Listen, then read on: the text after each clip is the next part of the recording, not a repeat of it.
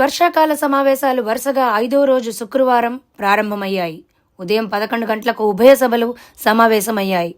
సభ ప్రారంభం కాగానే ప్రముఖ నటుడు మక్కల్ నీధి మయ్యం ఎంఎన్ఎం పార్టీ అధినేత కమల్ హాసన్ ఎంపీగా తమిళనాడులో ప్రమాణ స్వీకారం చేశారు. కాగా జూన్లో డిఎంకే కూటమి మద్దతుతో కమల్ హాసన్ రాజ్యసభ ఎంపీగా ఏకగ్రీవంగా ఎన్నికయ్యే విషయం తెలిసిందే. ఆయనతో పాటు డిఎంకే నుంచి పి విల్సన్, సల్మా, ఎస్ఆర్ శివలింగం కూడా ఎంపీలుగా ఎన్నికయ్యారు. వారు కూడా తాజాగా ప్రమాణ స్వీకారం చేశారు.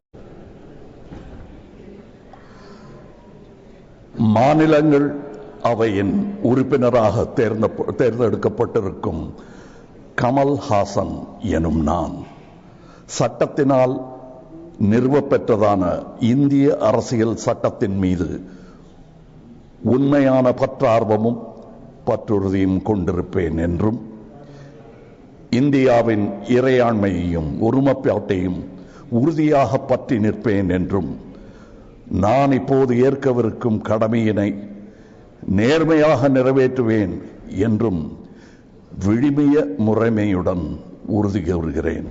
வணக்கம்.